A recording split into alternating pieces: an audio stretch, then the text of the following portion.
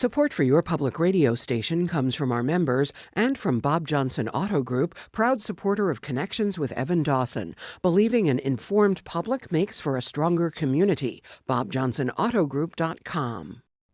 From WXXI News, this is Connections. I'm Eric Logan, filling in for Evan Dawson.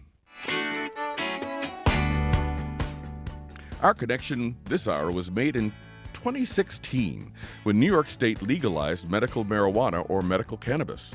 And then again when New York State legalized cannabis for recreational purposes in March of 2021.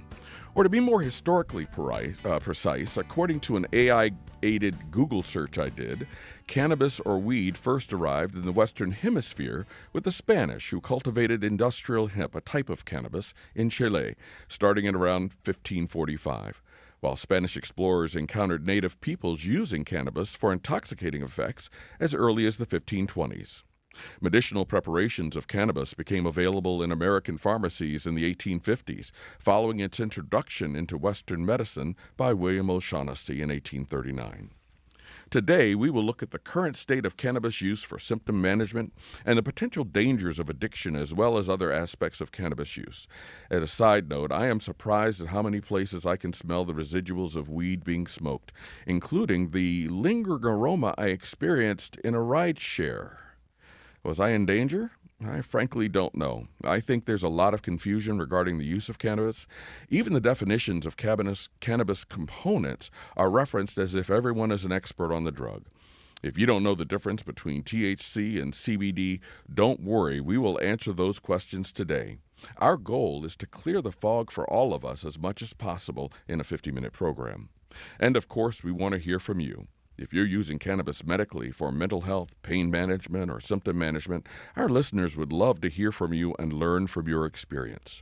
If you're using cannabis recreationally, we'd like to hear from you also. If you have questions for our guests, you'll be able to ask them directly or via email. I'll restate, our goal is education so you can make informed decisions regarding cannabis use. Also, our guests who are medical doctors cannot, I want you to note this, our guests who are medical doctors cannot diagnose or recommend any treatment in this particular setting.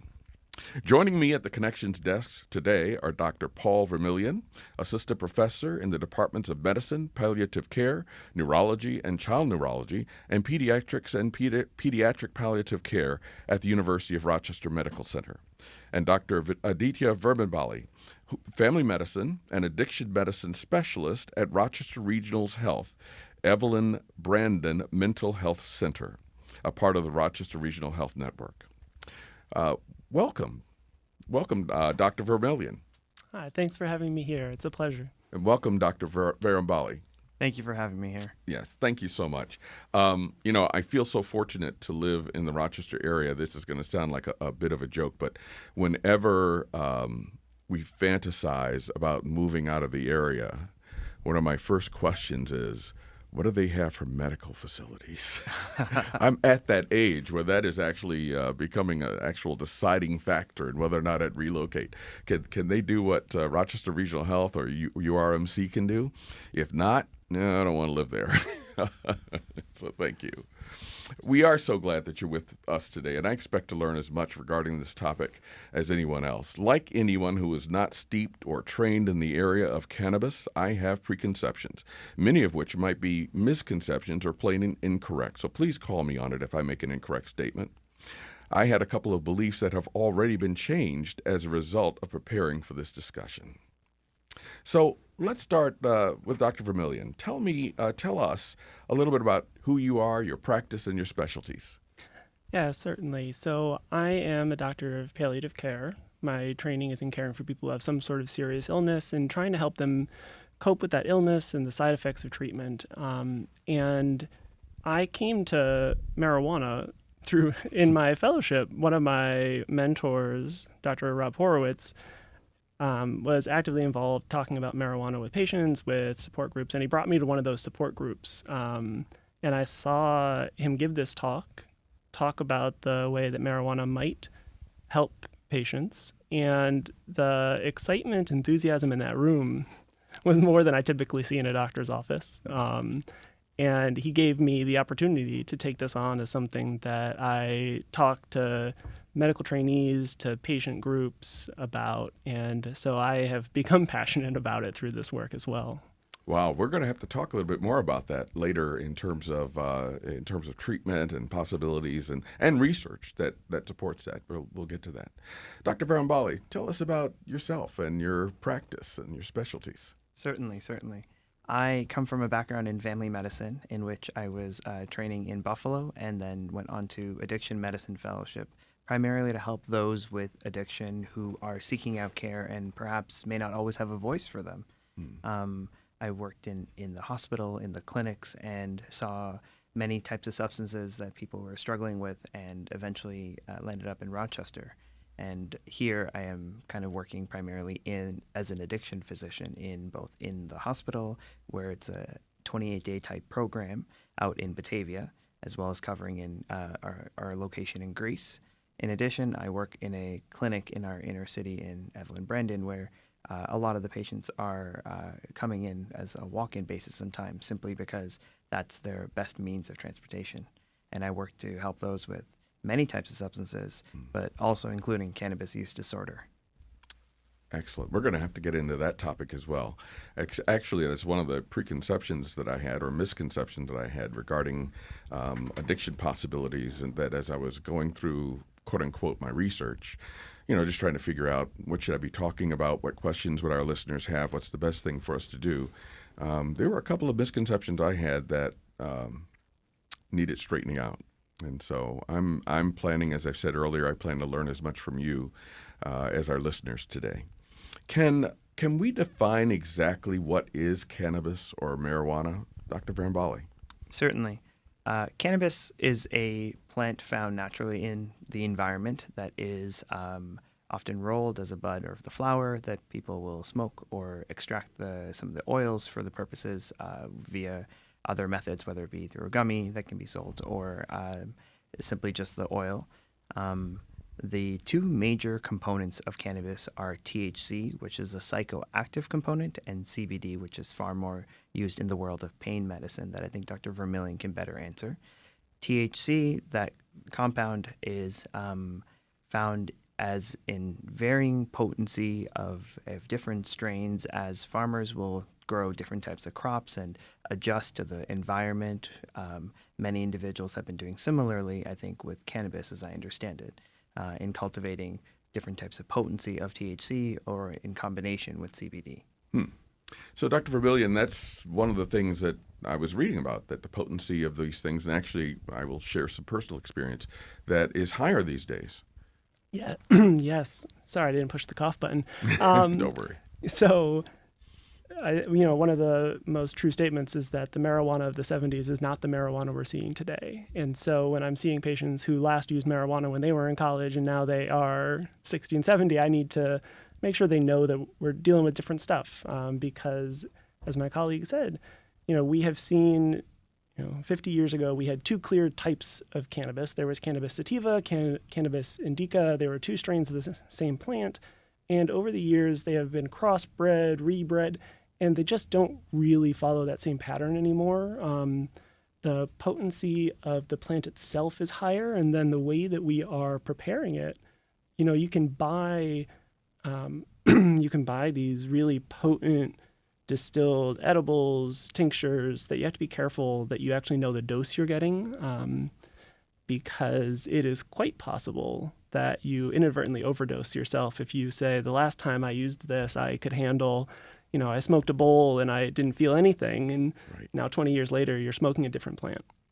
So I'm one of those people, full disclosure, for whom smoking buds as a kid was a thing, right, in my 20s. I stopped because I became an adult and had adult things to do, kind of things. So it just wasn't that crucial for me. But then I'm one of those people also in their 60s and 70s who said, I'm hearing that if I get this chewable, it will help me with my leg pain. And maybe I should try a couple. And so right from a local dispensary, tried a couple of what they described would be helpful. And frankly, I didn't like the way it made me feel. It was sort of like, ooh, okay. Okay, that's off the market. I have not talked to my doctor about it, right? And we'll get to that later as well about that. But we are indeed seeing that this is addictive, aren't we, Dr. Farambali? Certainly, we certainly are. The way that cannabis can sometimes cannabis use disorder can present itself may not be as typical as others. And many may not recognize that this is the start of something worsening. Addiction has many components to it. I like to remember the 4 C's: control, compulsion, cravings, and consequences. Maybe not necessarily in that order, but cravings can develop at any point. Tolerance can build from there. But the consequences are often what individuals associate with addiction. However, sometimes the compulsions or the typical pattern in which it becomes daily use and worsens from there, like those are the aspects of which we're not always able to identify as in the doctor's office, but individuals may be able to recognize in themselves. From a big picture perspective, the CDC estimates something like 3 in 10 people are at lifetime risk of developing cannabis use disorder. 3 out of 10. 3 out of 10 in those who use. That's a huge number. So that is one of the aspects of cannabis use that I was dissuaded from, because if prior to last week, if you had said cannabis is addictive, smoking pot's addictive, I would have said, no, it's not. I mean, that's what I keep hearing. People would say that, and it wasn't addictive in my case. But I'm reminded now of a situation and of a realization I had when I went to quit smoking. So, as I said, in high school and as a young adult, alcohol was a part of my existence. Marijuana was a part of my existence, and smoking, regular cigarettes, was a part of my existence. And when it came time to quit smoking, now my attitude about all of these things was, it's easy. It's just self-control. Just get it. Just do what you're supposed to do. You know better. When I went to quit smoking, I cannot tell you how difficult that was for me. I had to try strategies and techniques like this was back in the day when you could smoke in the office, not smoking in my cubicle, only smoking when I would go outside, only smoking at the beginning of the day, only at the beginning of before work, only smoking after work, cutting it down to about 5 cigarettes a day, cutting back, and that's back from a pack, right, coming down off of that. And then I keep calling it a God thing happened with me, and what it was I got this nasal infection that was so bad that even perfume smelled like burning rubber. And I could not touch a cigarette because of how it was affecting me, right, for a whole week. And at the end of the week, when I went, I'm getting my smell back. I think I'll, and I picked up the pack of cigarettes and I said, I haven't had one today. Maybe I can not have one today. And that, went on for a week. And then I said, maybe I don't need this pack of cigarettes here, and just kept pushing it. Now, I was still always addicted to it. So there were situations I couldn't put myself in. I could not go to a bar after racquetball and, have a couple of drinks with the guys, because I'd be around people smoking cigarettes all the time.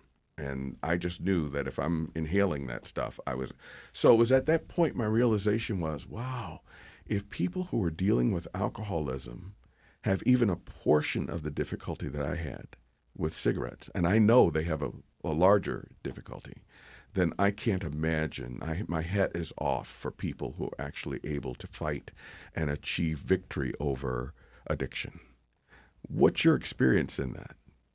I think, Eric, you really nailed it in saying that there are certain environments, there are certain people that you're around in certain places, and what we identify are called triggers. Triggers are something external that may cause you to have this automatic thought, this compulsion to want to, as you said about cigarettes, smoke a cigarette. And so it is very much the right thing to kind of remove yourself from those environments. And that is entirely what we do in our clinic environment, where patients really develop both the coping strategies that they may need, the behavioral strategies they may need to start taking on, and on top of that, identifying their own triggers.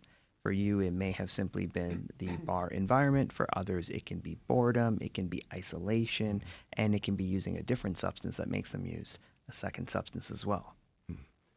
Dr. If- Vermillion, yes. Yeah, if I can add, first, congratulations on quitting smoking. One thing we know, different substances are addictive at different levels. And we tell people that quitting smoking cigarettes is one of the hardest things I ever ask my patients to do. Is it really? It is incredibly difficult because nicotine is so incredibly addictive. And other substances, we know that pretty much anybody who is exposed to nicotine gets addicted to nicotine at some level. Some portion of people who get exposed to alcohol get addicted to alcohol, and not everybody. And so this idea that there are substances where even a little bit is dangerous for addiction, opioids are incredibly addictive for many. And cannabis, dating back, it's hard to talk about cannabis and not sound overly biased because we were all trained and grew up in such a biased environment. We can talk about that more later. But there's clearly people who misuse cannabis. There are clearly people who are dependent on cannabis. And so I don't want to diminish that, but the majority of people who are using this in a therapeutic manner have a very low likelihood of going on to addiction in the classic sense. I think really going back to some of the C's, if you will, use disorders at the heart of them get at, is this impairing your ability to do work, to live life, or is this enabling it? And so I have an addiction to coffee, let's say, and coffee helps me do my work and it is not preventing me from doing my tasks. Whereas people with use disorders are typically, not completing their tasks. They are doing things in a dangerous, haphazard fashion because of their dependence on substances. And so for folks where coffee helps them get their work done and get through the day, start the day, for people whose, reasonable dose of pain medicine, although potentially addictive, is helping them live life, do their job, be able to garden. Those aren't use disorders, even though you may be dependent on them to get things done. I have a relative who will go unnamed, and this goes back a whole lot of years, but she would, when I met over to meet with her, we happened to be in town, and so we got together for lunch, and she had a weed, and she said, "Oh no, this is working weed. This is just so I can, do the things I need to do." And, I'm the kind of guy that doesn't even have a beer at the golf course because it's hard enough to hit that little white ball, much less impairing my senses. So I just couldn't imagine how that could be the fact, right? So according to Medscape, one of my research places, is that okay, Medscape? They're good. Yeah, sure. Good. Okay, good. According to Medscape, the U.S. DA classifies marijuana as a Schedule I substance under the Controlled Substances Act. Marijuana is not approved by the Food and Drug Administration for medical use in the U.S. and remains classified as an illicit drug by the DEA. However, 33 states and the District of Columbia have adopted individual state marijuana laws, and in October of 2009, the U.S. Justice Department announced that it will no longer enforce federal drug laws on persons who use marijuana for medicinal purposes or their sanctioned suppliers as long as state laws are followed. That last statement there doesn't give me a lot of comfort in terms of how things are going to be enforced, given what we see going on now, right? Just at the whim of the top leader could change that tomorrow. This may be a misconception. One of my thoughts is that the challenge we have is that because it was deemed a controlled substance, it was not researched openly as well as it should have. What are your thoughts on that over the years? It feels to me like CBD and THC are not as well officially researched as they could be. Is that an appropriate kind of assumption? Very much so.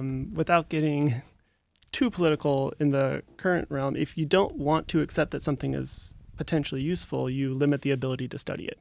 Mm-hmm. So if you don't want politically to accept marijuana or cannabis as a acceptable mainstream intervention, then you prevent anyone from being able to study it, just like other things we might want to prevent. And for the longest time, there was a single grow facility licensed by the federal government that had this stockpile of old moldy weed that anybody who wanted to study it had to go through this one thing, and it had mold in it. That's why we have the ability to get fungal infections from smoking marijuana. That's why we consistently think of that as one of the risks of using marijuana for people who are immunosuppressed. And so we have seen some movement in licensing more facilities for federal research. It is really hard to get funding for this type of research for the same reason, because this is federally still prohibited. And, the scheduling is its own nonsense, because without even going into some of the historical background to how it got scheduled that way, to say that it's Schedule 1 implies there are no accepted medical uses for it, which is absurd.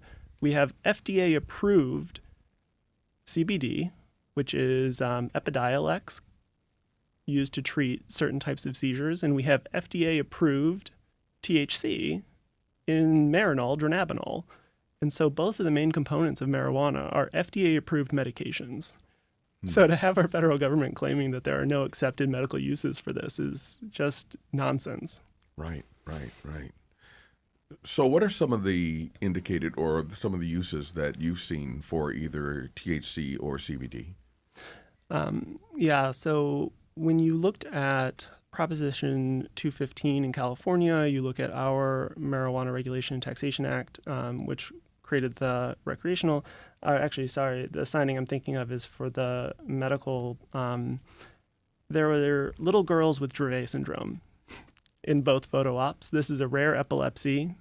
In California, it was Charlotte Figge. In New York, it was Amanda Hauser.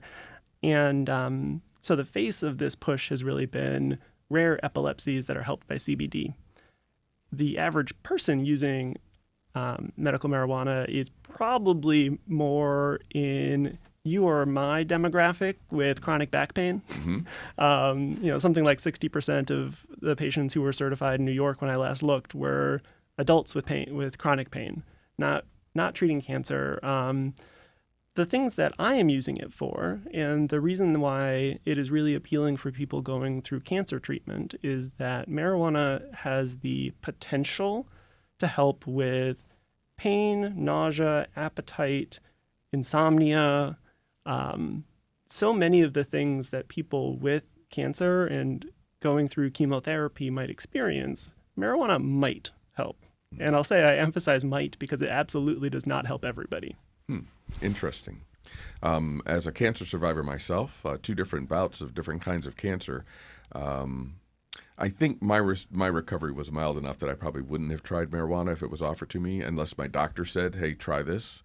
But that's just sort of interesting. Hey, I just want to remind our listeners that this is Connections. I'm Eric Logan, sitting in for Evan Dawson. We're talking about marijuana and cannabis here today with Dr. Paul Vermillion, assistant professor of the Departments of Medicine, Palliative Care, Neurology, and Child Neurology and Pediatric Palliative Care at the University of Rochester Medical Center, and Dr. Aditya Varmambali, family medicine and addiction medicine specialist at Rochester Regional Health's Evelyn Brandon Mental Health Center.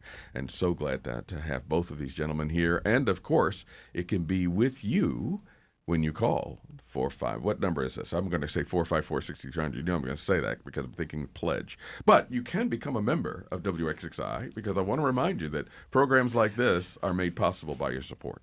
And that is absolutely the truth. But for this call, for this program, this conversation, you can call us at 844-295-TALK. That's 844-295-8255 or 585-263-9994. Or you can write us at connections.org. Since it's 12:30, I think what we'll do is take our only break of the hour, and when we come back, we'll take your phone calls. If you have used marijuana, if you've had an experience with it, if your doctor has prescribed it, if your doctor said, hey, this might be helpful, or if you've been self-medicating, maybe you've been figuring out a way to do it yourself, give us a call. We'd like to hear that experience today. But we'll do that when we get back. This is Connections. I'm Eric Logan, sitting in for Evan Dawson. We're talking about cannabis use in our community and the benefits and pitfalls. And we're talking about our guest, Dr. Paul Vermillion, assistant professor in the departments of medicine, palliative care, neurology and child neurology, pediatrics and pediatric palliative care at the University of Rochester Medical Center, and Dr. Aditya Vermanbali, apologize, I will get that correct, family medicine and addiction medicine specialist at Evelyn Brandon Mental Center at Rochester Regional Health. So, and you, of course, when you call at 844-295-TALK or 844-295-8255 or 585-263-9994, or you can email us at connections.org, or you can use the chat feature in the YouTube stream if you have to be watching on YouTube. You know, you could have gone all day, Julie, without telling me that, you know, I was going to be on TV here, trying to look for that. So, but thank you. But please, we do very much enjoy and would welcome your calls today and would like for you to do that. So, Medscape lists 23 serious drug interactions with marijuana and one drug, Promoside, which is you know, I actually looked up how to pronounce that. What's contraindicated? Contraindicated. Thank exactly. you. Gosh, you know, contraindicated. Such fancy words. It just says no. Don't do this. Contraindicated for simultaneous use. So, what are your recommendations for people thinking about or incorporating marijuana into their medicinal support or recreational habits? So I can't speak so much to the medical interactions, primarily because I don't usually recommend cannabis in any way or form for my patient, and especially those who have an active substance use disorder. But what the conversations I do have are regarding those who might be in a sense, self-treating. This psychological model that many patients will sometimes attach themselves to is very much, I treat to reduce my anxiety, to solve my insomnia. And they may not always bring this up with their doctors. They may start bringing it up with me instead, like instead of their primary doctor, but with me. And so when I ask these conversation points about what may be the benefits that you're looking for, they say that they're finding it really helps their anxiety, but they're finding themselves having to use more and more to self-medicate for their anxiety. And so the conversation then becomes talking about what happens in the withdrawal period from the cannabis that they're using, how often they're using, and kind of getting a more detailed history. In this scenario that I'm kind of describing isn't all patients, but it's a number of patients. And in those individuals, we talk about how can we alternatively treat their anxiety, whether it be with coping strategies and having therapists be involved in their care, along with any interventions that we may consider so that we can kind of tackle it from a multidisciplinary perspective. Patients are usually open to this, and they can recognize the way that cannabis might be playing too much of a role. And this paradoxical effect that I'm describing is basically the withdrawal state of cannabis. Some individuals who have more severe mental illness or a history of severe mental illness, I always tell them that it is not recommended for them. That is simply because those with schizophrenia or a family history of it, or even bipolar disorder, it has the potential to bring it out in them. They may have a genetic underpinning that may get worsened by cannabis and lead to something called cannabis-induced psychosis. So, with my internist, Dr. Julie, we review all my meds and look for if there are any things that are interactions, because I have a urologist, I have different doctors, being a person of a certain age, and so it's important. And I've actually done a web search as well, where you can go and look and see what some of the interactions are between drugs, and maybe sometimes just taking them a different time of the day instead of together, those kinds of things, and things like not eating grapefruit juice, or not consuming grapefruit juice with some of the statins. That's correct. Right, yeah. with the statins. And so I haven't had a good grapefruit in years. So when I looked at that list, which I did not bring with me because I was not going to read that to all the folks here on the air. When I went through that list, there were a couple of drugs or versions thereof that were listed as serious, potentially serious. None of them were contraindicated, but they were listed as potentially serious. And I shouldn't be making recommendations, but I would recommend that if you're using cannabis in any form and going to continue to do that, you should go on the web and look for those. And I think, as you have said, talk to your doctor. But Dr. Vermillion, what do you think about all of that? Yeah, thank you. As someone who is in the position to make that recommendation, it is really important to be open with your physicians about your use of cannabis. For a long time, I would say that the medical community has preferred just not to think about it. I don't need to learn about cannabis because that's something my patients shouldn't be using, and I'm not going to bother. But now that we're in a place where something about like 1 in 5 young adults is using cannabis, and I just don't know the numbers for other age groups, but they are using it at high numbers too. So if I am a physician prescribing a medicine that might interact with cannabis, I should probably be learning about that. And so, we are somewhat helped by the fact that we have FDA-approved medications, so it's easier to compare against THC because we have an FDA-approved. So all of our, drug interaction software includes the FDA-approved medications.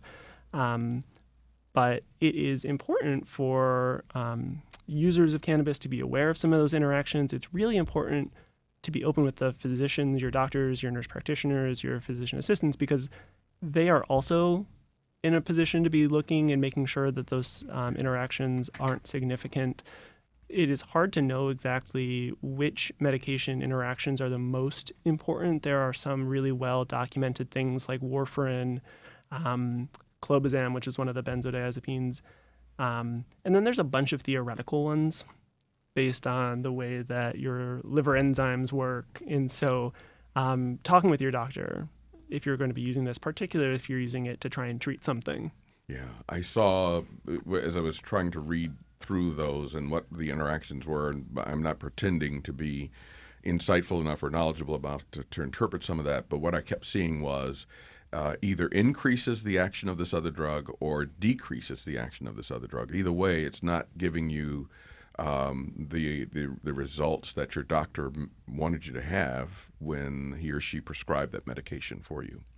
Now, you said that THC or CBD, there are formulations of that can be prescribed. Is that right? Is that from a pharmacy? Mm-hmm. Yeah, so Epidiolex is cannabidiol, CBD, that has been around, I don't know, but for some years now, prescribed specifically for forms of epilepsy, seizures. And then dronabinol is a synthetic THC, and that is only FDA approved for cachexia, weight loss associated with HIV, or chemotherapy-induced nausea and vomiting. So that cannot be prescribed for pain. Rather, it can be prescribed, but no insurance covers it, in my experience. There have been some pilot studies looking at the use of this agent, dronabinol, for pain. I want to make one thing clear. I say synthetic THC for dronabinol, and that gets confused for K2 spice, called synthetic THC on the streets. It is very different than THC. It has markedly different psychoactive components, and so although I will talk about the medical uses of THC for a long time, I will not endorse any use of K2 spice, that kind of thing. Yeah. So you mentioned drugs on the street. So, and this is a multi-part question that I'm kind of formulating in my head, and you can help clear this up for me. So we've heard a lot about fentanyl and other drugs that are being introduced into other drugs to deadly effect. So that's one thing. And the second thing is the level of THC or CBD in a particular drug, in those chewables, for example. Is there any central organization that is validating that what people are buying from the dispensaries are actually what they think they're getting?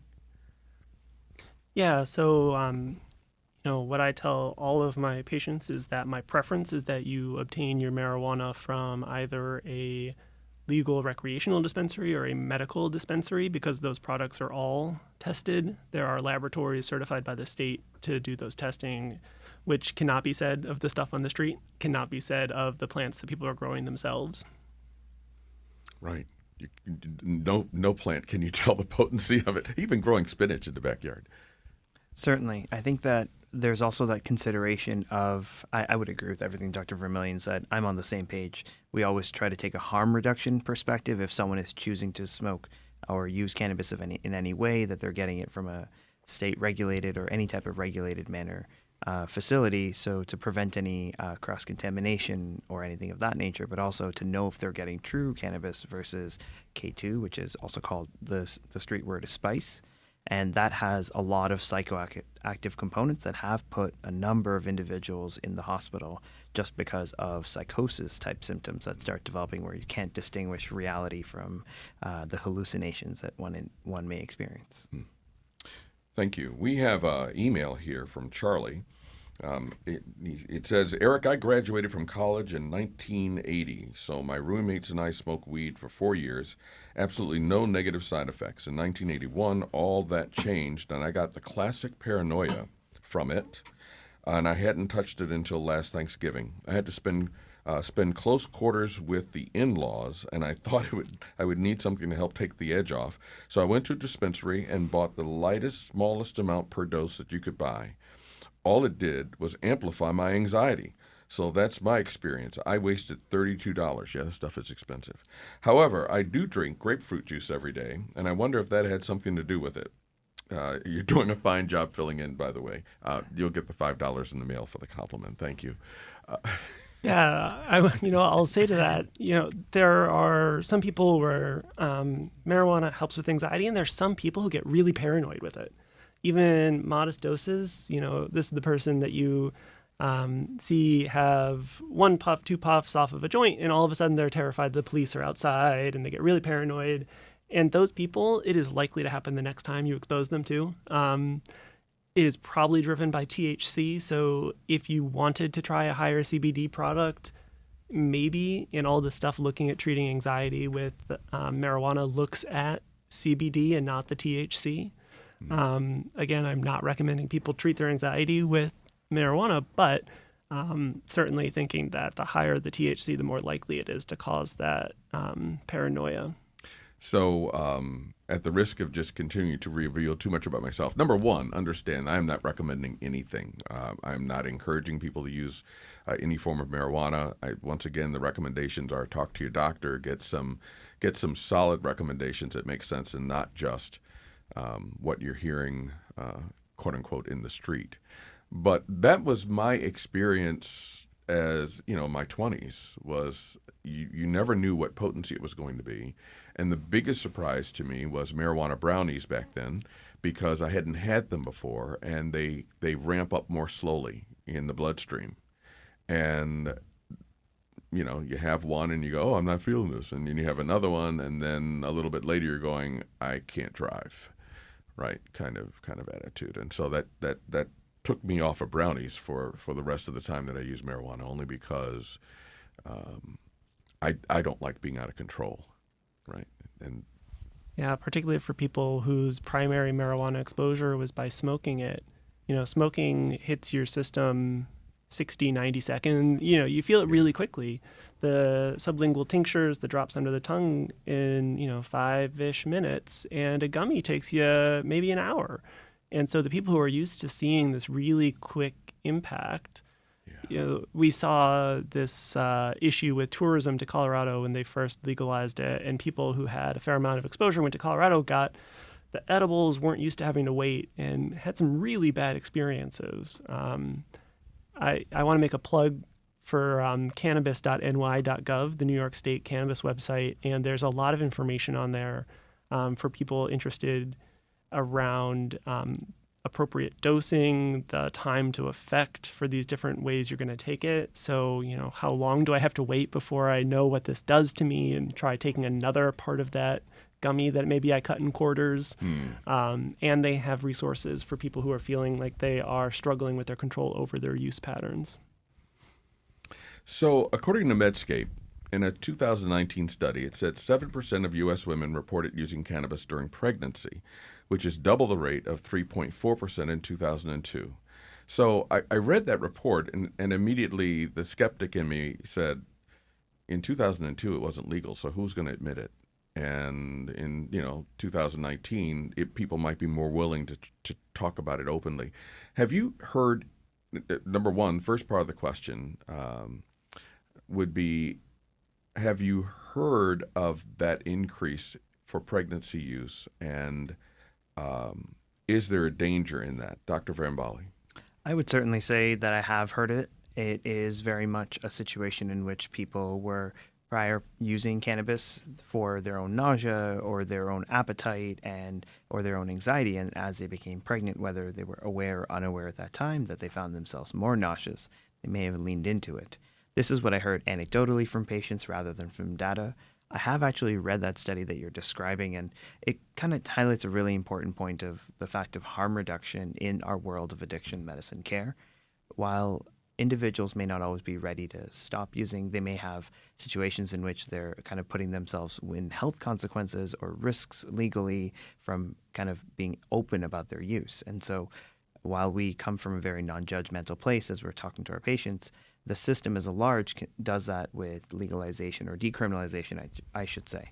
That aspect of decriminalization in California happened during that period from, I think it was 2002 onwards, that this study looked at to when they did the second time they did that same type of survey that showed that increase in pregnant women using cannabis. And so it's hard to say if the data is very clear, just the way you described. I also have doubts myself. However, it is more important to recognize where that role of decriminalization may have had to help allow people to participate in the healthcare system, participate in not being, in a very punitive sense, put into jail, but not having the opportunity to pursue things like drug court, where they can make amends for what may have had as a consequence while using other substances. And just having that opportunity to participate in care, I think, is super important for individuals. And that's kind of the perspective we take in both addiction medicine physicians and all those that I work with.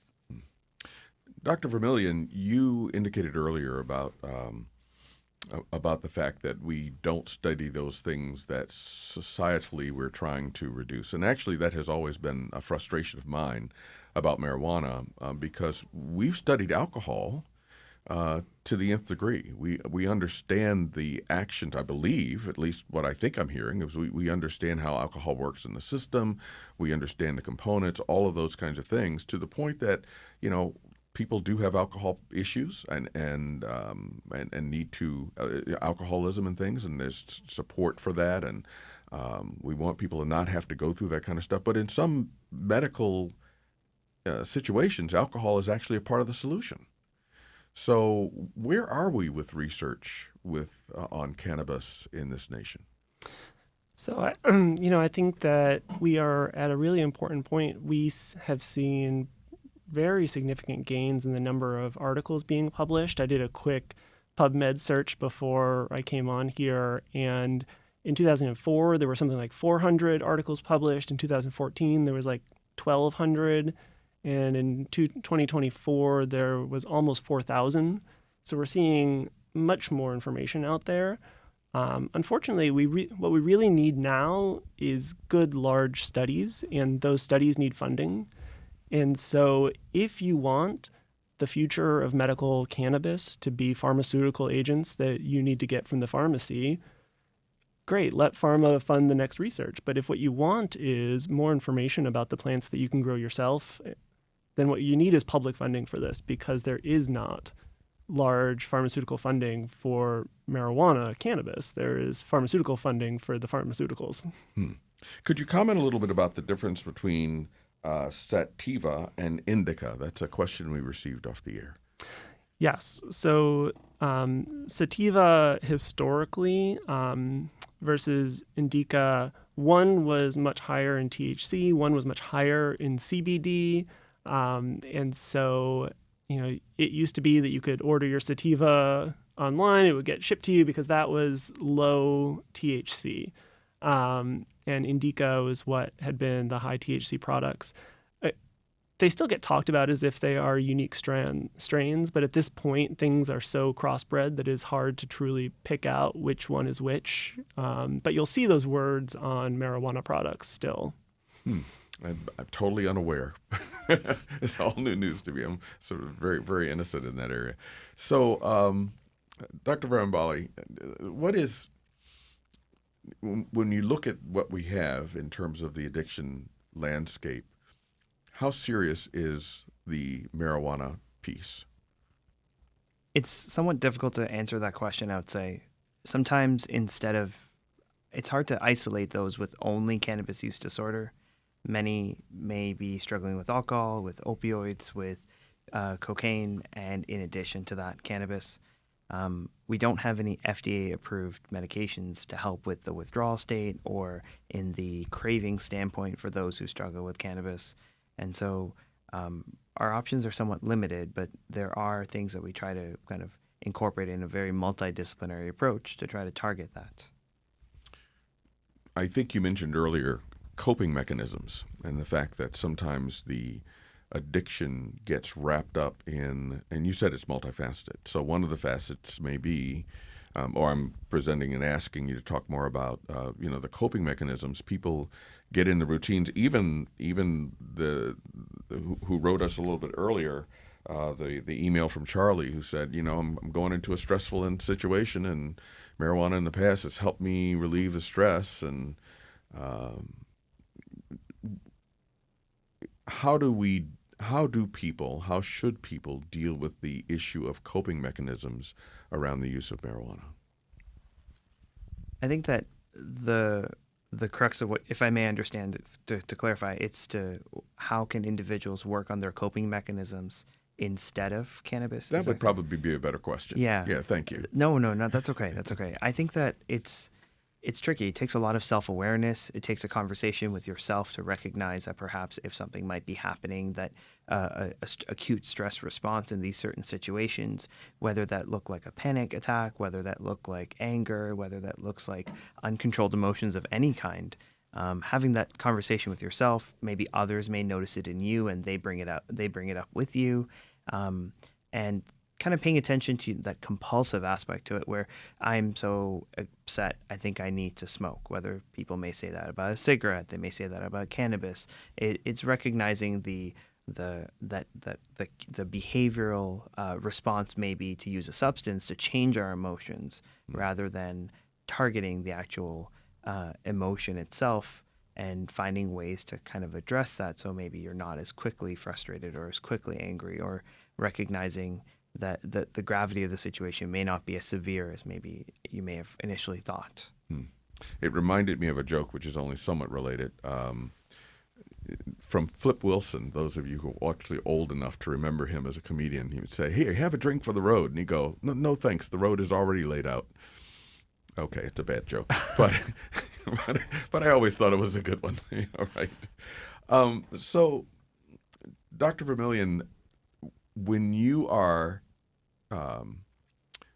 helping people define what they might be able to use to help them deal with the thing, what are some of your perspectives on that?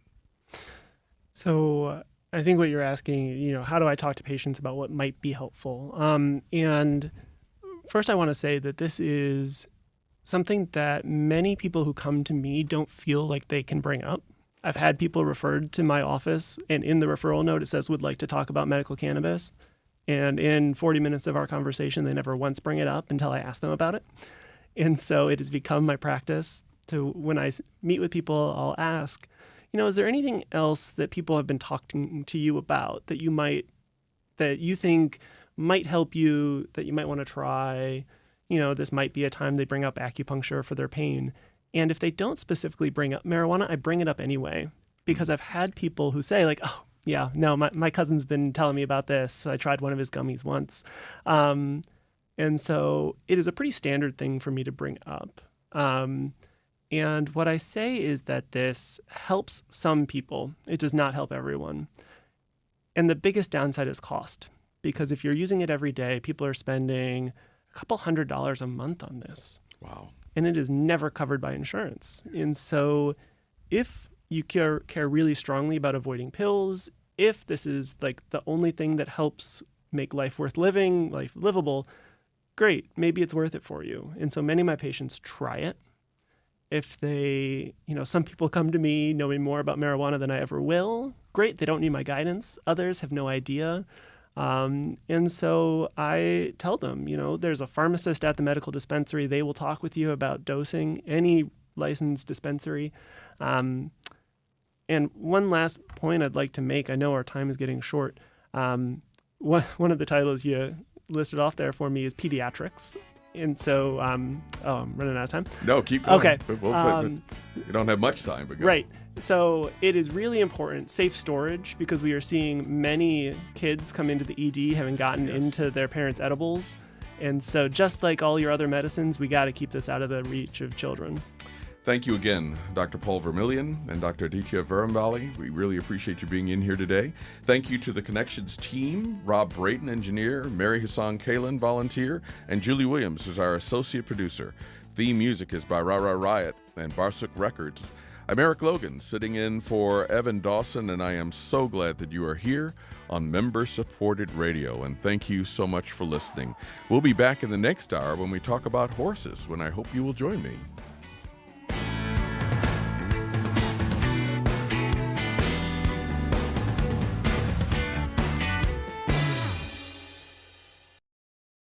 This program is a production of WXXI Public Radio.